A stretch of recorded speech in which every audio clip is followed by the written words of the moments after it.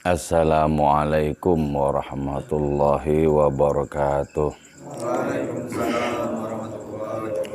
Bismillahirrahmanirrahim. Hamdan wa thana'an laka ya Allah, salatan wa salaman laka ya Habiballah, wa ala alika wa ashabika ya khaira khalqillah, laka ya Rasulullah wa li jami' man ittaba'adinaka ya Habiballah, haqiqatan min ladun Adam la yaumil qiyamah. Wa nakhusu khususan minhum ila hadratus Syekh Maulana Jalaluddin Rumi qaddasallahu sirrahu radhiyallahu lana wa lahumul Fatihah. A'udzu billahi minasy syaithanir rajim. Bismillahirrahmanirrahim. Amin ar-Rahmanir Rahim. Maliki yaumiddin. Iyyaka na'budu wa iyyaka nasta'in. Ihdinas siratal mustaqim. Ghairil maghdubi 'alaihim waladdallin. Amin. Litaqarrubina ila Allah ta'ala limahabbatina ila Rasulillah sallallahu alaihi wasallam li salamatina fid din wad dunya wal akhirah. Liqadai duyunina liqadai hajatina min hawaijid dunya wal akhirah, litaysiri arzaqina halalan thayyiban mubarakan katsiran wasa'a, li sihhati jasadina wa qulubina, li syamradina zahiran batina, li daf'il balaya wal mihan wal fitan wal amrad, la saqama limanafi'ina limasalihina li ahli baitina wa auladina wa dhurriyyatina wa jiwarina wa asdiqaina wa jami'il muslimin muslimat wal mu'minil mu'minat al-ahya'i minhum wal amwat wa li'izil islam wal muslimin bijudika ya Allah, bi syafaati nabiyyika ya Allah, bi barakati awliyaika ya Allah, wa bi asraril Fatihah. A'udzu billahi minasy syaithanir rajim. Bismillahirrahmanirrahim. Alhamdulillahirabbil alamin. Ar-Rahmanir Rahim. Maliki yaumiddin. Iyyaka na'budu wa iyyaka nasta'in. Ihdinas siratal mustaqim. Ghairil maghdubi 'alaihim waladdallin. Amin. Seseorang yang buta penglihatannya sekaligus juga buruk suaranya, sehingga menimbulkan adanya kebencian di kalangan orang-orang yang mendengarnya, tahu bagaimana dia mesti bersikap, yaitu mengambil langkah-langkah yang rendah, meratap, mengemis, menangisi nasibnya.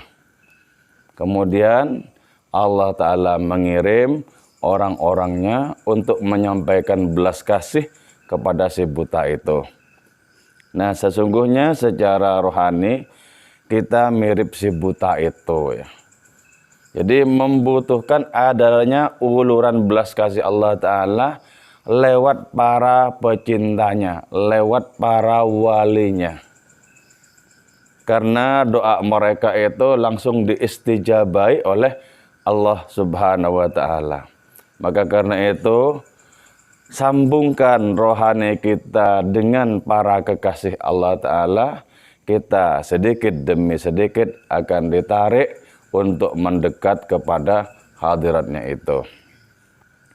Maulana Rumi berkisah di dalam kitab Masnawinya bahwa dulu pernah ada seorang anak muda yang pekerjaannya itu betul-betul memalukan. Apa pekerjaannya? Pekerjaannya adalah memandikan dayang-dayang putri raja. Nah, sebenarnya ingin terbebas dari pekerjaan yang penuh dosa itu. Cuma belum ada kesempatan, belum ada peluang yang lain. Akhirnya tetap ditekuni pekerjaan memandikan dayang-dayang itu. Dan pada saat itu dia menyembunyikan bahwa dirinya itu bernafsu, disembunyikan. Nah, suatu saat ketemu orang suci, anak muda ini. Anak muda bilang, "Syekh, tolong doakan aku agar bisa pindah pekerjaan dari pekerjaan keparat ini. Aku sudah lama sekali dirundung oleh perasaan berdosa." "Iya," kata si Syekh itu. Ketika Syekh itu menjawab iya, sesungguhnya doanya sudah menembus langit. Waktu itu juga. Jadi tidak pakai prosesi, ya wis, Fatihah. Enggak pakai prosesi. Langsung. Ia tembus pintu langit dan doanya langsung dikabul. Bagaimana mungkin tidak dikabul? Doanya para kekasih Allah serupa doanya Allah untuk dirinya sendiri. Karena para kekasih Allah Ta'ala itu tidak memiliki dirinya sendiri. Semua mereka adalah pengejawantan yang sempurna dari kehadiran Allah Subhanahu wa Ta'ala. Lantas, bagaimana caranya Allah Ta'ala mengangkis anak muda ini dari pekerjaan keparat tadi? Caranya adalah di antara ada yang itu, ada yang kehilangan perhiasannya, kehilangan subangnya. Dicari di mana-mana di tempat pemandian nggak ketemu. Para dayang semuanya itu diperiksa, nggak ketemu. Cuman satu yang belum diperiksa, anak muda itu. Hati anak muda itu deg-degan, moga-moga nggak diperiksa. Sebab kalau diperiksa, tahulah kemudian para dayang bahwa laki-laki muda itu bernafsu sebenarnya. Cuman disimpan rapat-rapat. Jadi rasa takut itu menghantui, khawatir kalau diketahui bahwa anak muda itu bernafsu. Nah, karena tuduhan itu mengarah kepada anak muda itu, anak muda itu makin terdesak. Ketika makin terdesak, kemudian ditemukanlah subang itu. Ternyata tidak di diri anak muda itu, tapi berada di tempat pemandian yang agak samar kelihatannya itu. Ya. Di saat itu kemudian berpikir anak muda, ini peluang aku keluar dari pekerjaan ini. Toh tadi aku sudah dituduh. Nah, ketika keluar dari pekerjaan itu serupa dirinya itu seakan-akan burung yang mengepakkan sayapnya di angkasa kebebasan. Sudah tidak terjerat lagi oleh kerangkeng dosa-dosa. Itu ya, perumpamaan. Orang yang sudah terbebaskan dari penjara dosa-dosa, dia laksana burung yang dengan bebasnya terbang membelah angkasa. Jadi dosa-dosa itu kerangkeng loh sebenarnya. Kerangkeng. Walaupun lahiriahnya dirasakan enak, tetap itu kerangkeng. Kerangkeng dosa-dosa itu. Karena itu bebaskan diri kita dari kerangkeng, maka kita akan menjadi burung-burung ilahi. Ingat ya, kitab Mantiqut Thairnya Syekh Faridin Attar. Ya. Ada ribuan burung dilepas dari hutan keterasingan untuk diuji seberapa setia mereka kepada raja burung yang bernama Simur. Di antara ribuan bahkan jutaan burung itu banyak yang terhempas di tengah perjalanan, tidak sampai kepada alamat dan tujuan. Tidak sampai. Hanya 30 burung yang sampai. Nah, kita itu adalah burung-burung ilahi. Periksa sayap-sayap kita. Apakah sayap kita itu robek? Apakah sayap kita itu patah? Periksa kembali. Kalau kita tidak bisa terbang secara rohani untuk bersua dengan Allah Subhanahu wa Ta'ala di luar segala ruang, sekaligus di dalam ruang, maka perbaiki kembali sayap kita itu agar bisa terbang. Karena sejatinya kita itu adalah burung-burung hani.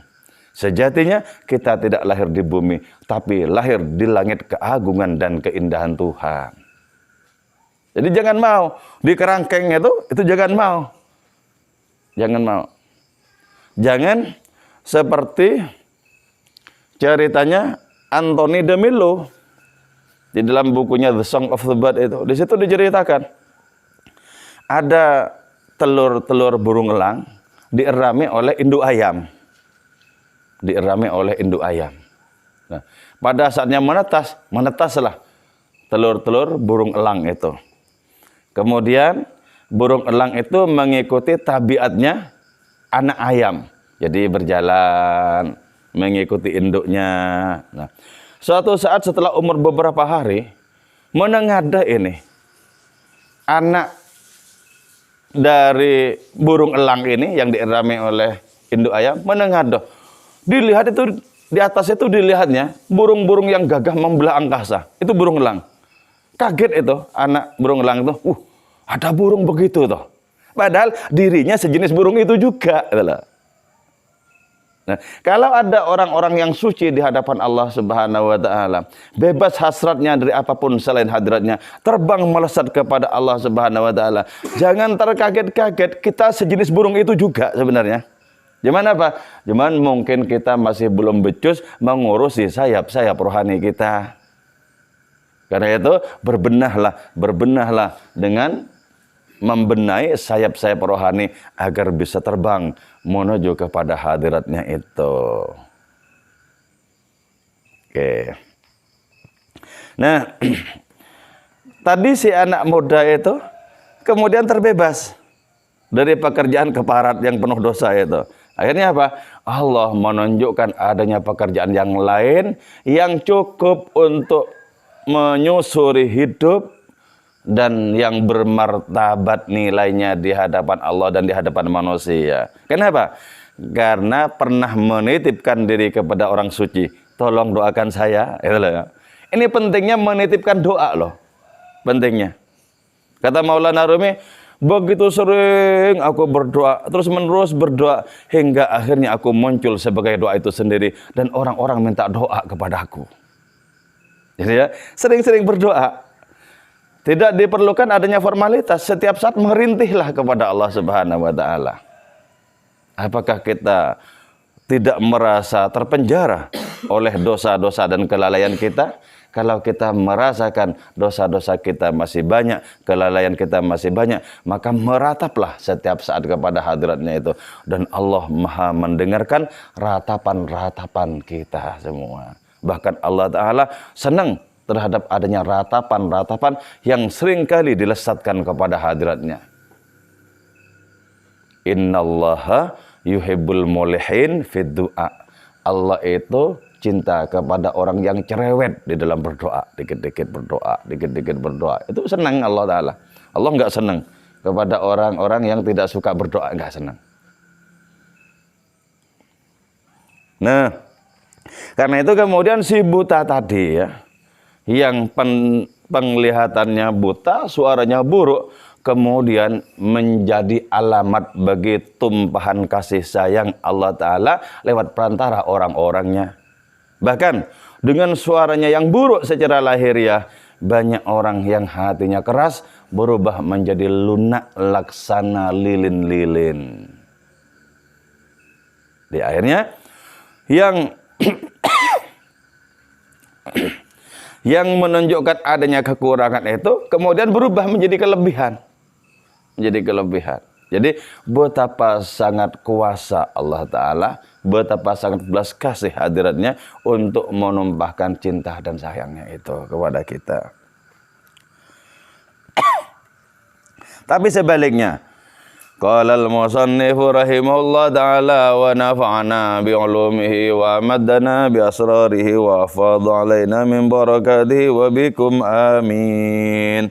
Walamma kana bismillahirrahmanirrahim, walamma kana dan setelah ada aninul kafir, apa rintihan orang kafir, qabihan ialah buruk, kanau seakan-akan itu anin, asyahik ialah nangis terseduh-seduh, fa innahu maka sungguhnya itu anin la yakunu ialah tidak ada itu anin, qarinan ialah bersamaan, lil istijabati bagi adanya istijabah dari Allah Ta'ala. Cuman kalau orang kafir yang menjerit, karena orang kafir itu tidak memiliki sambungan. Bagaimana mungkin punya sambungan kepada para wali? Nggak percaya kok. Ketika yang menjerit tadi itu adalah orang kafir, maka tidak ada jalan bagi ijabah terhadap jeritannya itu. Itu tidak ada. Karena orang kafir itu menutup berbagai macam kemungkinan untuk beriman, untuk yakin. Ditutup. Karena ditutup, maka tidak memiliki relasi apapun dengan adanya kekuatan-kekuatan rohani. Jadilah kemudian sendiri, betul-betul sendiri, dan jeritannya tidak berbarengan dengan adanya istijabah itu. Maka karena itu ya, biarpun kita adalah para pendosa, jangan lupa tautkan diri kita dengan orang-orang suci. Walaupun kita tidak pernah berjumpa secara lahiriah, tautkan diri kita dengan orang-orang suci. Dengan Syekh Abdul Qadir, dengan Maulana Rumi, dengan Syekh Muhyiddin Ibn Arabi, dengan Syekh Junaid Al-Baghdadi, dengan berbagai macam para wali itu. Tautkan hati kita. Tautkan.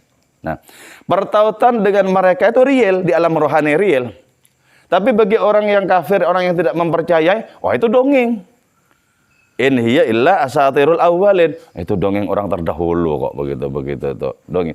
Tapi bagi orang yang mengalami itu real, itu konkret, itu nyata bagi orang yang mengalami itu.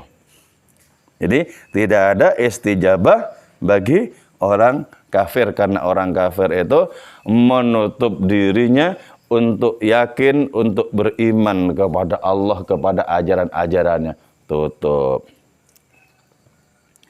Wa yustajabu, dan diistijabai doahu, apa doanya itu kafir, al-qabih yang buruk, biqaulin, dengan firman Allah, ikhsa'u fiha wa la tukallimun. Ikhsa'u, hinalah kalian fiha di neraka, wa la tukallimun, dan jangan sekali-kali mengajak berbicara aku. Jadi oleh Allah Ta'ala diusir dari hadapan hadiratnya itu, diusir. Dan tidak mau Allah Ta'ala berbincang dengan mereka itu. Nah, keengganan Allah Ta'ala untuk berbincang itu adalah siksaan tersendiri. Coba misalnya ya, ada tamu itu. Nah, tuan rumah itu tahu sesungguhnya itu tamu, tapi dibiarin saja. Dibiarin, nggak digubris-gubris. Itu siksaan itu. Siksaan. Mau ngapain menjadi serba salah. Siksaan itu. Jadi, ijabah untuk orang kafir adalah ikhsa'u fiha. Hinalah kalian di dalam neraka itu. Jadi ketika merintih dan rintihannya tidak tembus kepada Allah Ta'ala karena tidak memiliki sejumlah perantara sebagaimana si buta tadi, maka rintihannya itu hanyalah membentur dinding penolakan. Dzalikal ladzi kana thamilan. Dzalikalladzi, adapun itu orang, karena ialah ada itu orang thamilan, ialah mabuk, kal kalbi, sebagaimana anjing, bidima'il khalqi, terhadap darah-darah makhluk. Nah itu ya. Nah si kafir itu mabuk laksana anjing yang haus darah makhluk. Kalau tadi si buta kan merintih, mengecilkan diri. Ya Allah butuh pertolongan, ya Allah tolong kirim penolong-penolongmu, ya gitu ya. Kalau ini kan jumawa. Rintihannya itu membentur dinding penolakan dari hadiratnya itu. Jadi kenapa? Karena si kafir itu mabuk laksana anjing yang haus darah-darah makhluk gitu ya. Jadi ketika sikap orang, perangai orang itu begitu kejamnya menyakiti orang lain, itu lebih dekat ke kekafiran ketimbang keimanan loh. Tapi ketika orang damai, orang tentram, menyebarkan kedamaian, itu lebih dekat kepada keimanan. Lebih dekat kepada keimanan. Wa idza kana, dan apabila ada aninudhubi, apa rintihan itu beruang, jaliban ialah menarik, lirrahmati, bagi rahmat. Jadi ya, ini sebenarnya pertama kali itu berbicara tentang beruang yang berada di taring naga. Nah, beruang itu menjerit, dan jeritan adalah panggilan terhadap pertolongan. Menjerit. Ketika beruang itu menjerit, Allah kemudian mengutus seorang laki-laki pemberani yang membebaskan beruang itu dari cengkraman naga. Nah, engkau jelas lebih berarti dibandingkan beruang, kata Maulana Rumi. Menjeritlah, kau punya Tuhan yang bisa mendengarkan jeritanmu. Menjeritlah. Ketika kau terdesak oleh kondisi-kondisi yang sempit dan tidak mengenakan, menjeritlah. Kau punya Tuhan, bukan? Nah, gitu ya. Masa engkau itu lebih sedikit potensinya dibandingkan dengan beruang? Tidak. Jadi ketika rintihan beruang itu menarik rahmat Allah Ta'ala, la yajmalu bika alla yakun aninuka hakadha. Tidak baik bagimu Allah yakun apa hendaknya tidak ada aninoka perintahanmu, kata demikian. Nah, kalau beruang saja itu bisa menarik rahmatnya Allah, menarik kasih sayang hadiratnya. Nah, engkau lebih dari beruang. Jangan sampai berada di bawah kelasnya beruang. Jangan sampai. Nah, ini bisa diterapkan ya di dalam kehidupan kita, itu bisa diterapkan. Jadi bikinlah adanya gorong-gorong rohani yang menghubungkan kita dengan Allah Ta'ala. Setiap saat kita bisa menjerit. Dan Allah Ta'ala tidak pernah bosan-bosan mendengarkan jeritan kita. Tidak pernah bosan-bosan. Nah, karena itu kemudian, kalau kita belum seperti itu, minimal belum seperti beruang itu, fatub, maka bertaubatlah engkau. Wa qayyi ma akaltah, muntahkan apa yang sudah engkau makan itu. Nah ya, secara lahir ya, ini berkaitan dengan makanan minuman yang tidak halal ya, yang tidak halal. Tapi secara batin ya, ini berkaitan dengan adanya persepsi, berkaitan dengan adanya keyakinan yang tidak benar ini. Yang tidak benar. Misalnya riba dikira jual beli ya, dikira bagian dari jual beli. Terus dipraktekkan. Nah, muntahkan itu dengan cara tidak melakukannya lagi. Muntahkan. Sebab apa? Kalau orang bertobat dan tidak bertobat bersama perutnya, maka orang itu tidak akan pernah betul-betul bertobat. Firman Allah, ij'al batnaka kabutunis salihin, aj'al qalbaka kakulubihim. Jadikan hatimu itu seperti hatinya orang-orang soleh. Jadikan perutmu itu seperti perutnya orang soleh. Jadi diisi yang halal tok.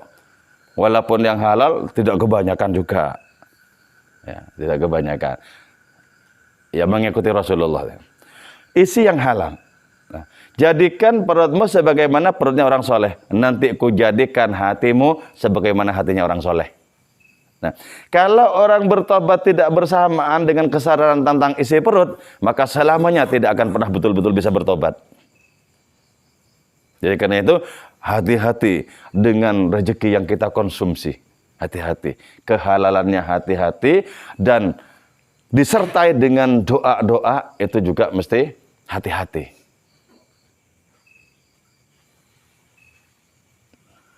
Jadi kalau orang mendefinisikan syubhat itu berada di antara halal dan haram, maka Sayyidina Umar berbeda. Bagi saya, kata Sayyidina Umar, syubhat itu sesungguhnya adalah kita mengkonsumsi yang halal tapi berlebihan. Berlebihan. Wa qayyi ma akalta. Muntahkan apa yang sudah engkau makan. Wa idza kana jarahuka qadima, dan manakala ada lukamu itu sudah lama, fadhhab, maka pergilah engkau, kum bikayyihi, tegaklah engkau dengan mencap luka itu. Jadi ya, kalau itu ibarat luka sudah menaun, itu, borok itu sudah menaun. Nah, itu bagaimana caranya? Dulu ada orang yang berobat itu dengan cara mencap, bikayin, mencap. Mencap itu begini. Besi dipanasin, terus ditempelkan kepada yang luka itu loh. Ditempelkan. Itu cara dulu agar luka itu cepat kering. Cara dulu. Jadi wakum bikayyihi. Artinya apa? Ada keinginan untuk mensterilkan diri dari borok itu. Jadi karena itu dimuntahkan. Karena itu luka itu tadi dicap dengan adanya besi yang dipanaskan terlebih dahulu itu, untuk menyongsong adanya kesembuhan. Nah, demikian juga dengan derita-derita batin ya. Derita-derita batin. Derita batin itu kan seperti penyakit-penyakit juga itu. Seperti penyakit-penyakit juga derita batin itu. Derita batin misalnya apa? Misalnya enggan untuk berakrab ria dengan Allah Ta'ala. Banyak lalai karena ingat kepada yang lain. Itu derita batin. Nah, karena itu obatilah. Kalau engkau tidak bisa mengobati lukamu, tidak bisa mengobati borokmu, maka datanglah kepada dokter-dokter rohani yang ahli. Di situ kau akan ditangani. Sebagaimana ketika jasadmu itu tertimpa penyakit-penyakit, datanglah kepada dokter-dokter fisik itu. nanti di situ penyakitmu akan ditangani. Jadi jangan dibiarkan kita itu merana karena penyakit rohani, merana karena penyakit rohani. Jangan dibiarkan. Bukankah kita itu sayang diri kita sendiri? Di mana wujud sayangnya kalau kita memberikan diri kita itu tergencet oleh dosa-dosa? Jadi nggak bisa. Oke, kita memasuki bab yang baru. Tatimmatu hikayatid dubbih, adapun ini adalah penyempurnaan hikayat beruang. Wa dzalikal ablah, dan orang bodoh itu alladzi kana, yang ada itu ladzi qad i'tamada, ialah bersandar itu ladzi ala wafaihi, terhadap adanya ketulusan beruang, gitu ya. Jadi ada orang ya, karena orang ini tadi menolong beruang dari terkaman naga, maka beruangnya itu menunjukkan adanya balasan, yaitu dengan cara mengikuti orang yang menolong itu, menunjukkan adanya perhatian.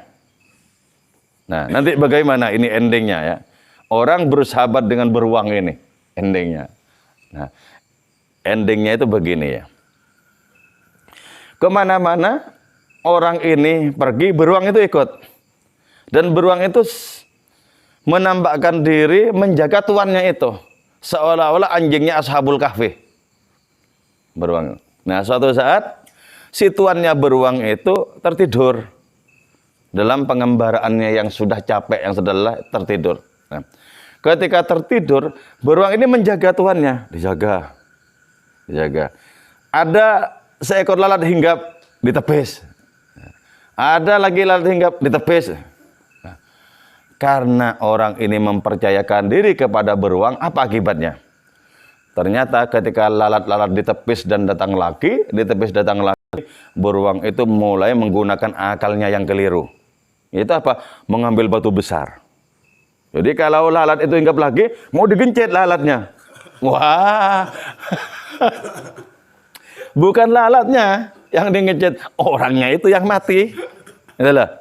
Jadi bersahabat dengan orang bodoh itu ya, dengan orang bodoh, maksudnya bodoh itu bukan berkaitan dengan perkara pendidikan ya, tapi betul-betul bodoh, tidak bisa menimbang keselamatan dan lain semacamnya itu. Itu jauh lebih berbahaya dibandingkan permusuhan dengan orang yang cerdas. Mending bermusuhan dengan orang yang cerdas, kita bisa mengambil banyak ilmu dari situ, ketimbang berkawan dengan makhluk-makhluk bodoh. Itu mencelakai diri kita. Nah, sebenarnya ya, niatnya beruang itu kan bagus toh. Tapi kan nggak tahu kira-kira itu. Niatnya beruang itu bagus, tapi nggak tahu kira-kira. Maka yang paling penting adalah bersahabat dengan orang yang cerdas sekaligus tulus. Itu persahabatan paling hakiki gitu. Cerdas dan tulus. Tidak ada pamrih apapun. Itu model persahabatan sebagaimana Nabi dengan para sahabatnya. Jadi karena itu kemudian pengaruhnya menjadi sangat kuat terhadap para sahabat. Kenapa? Nabi itu tidak saja cerdas, tapi orang yang betul-betul memiliki hikmah, orang yang betul-betul bijaksana, dan hikmah itu di atasnya ilmu.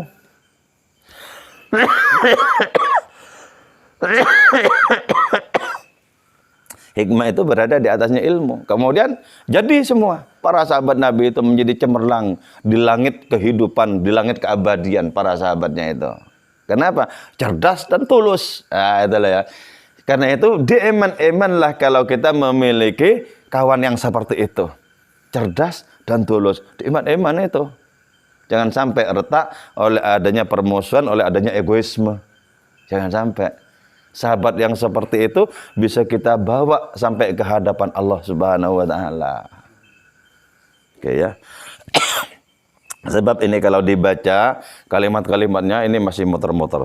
Jadi intinya seperti itu. Tapi besok malam dan selanjutnya insya Allah saya cicil adanya perjalanan cerita ini. Oke, moga-moga manfaat dan barokah untuk kita semua. Wal afu minkum. Wassalamualaikum warahmatullahi wabarakatuh. Waalaikumsalam warahmatullahi wabarakatuh.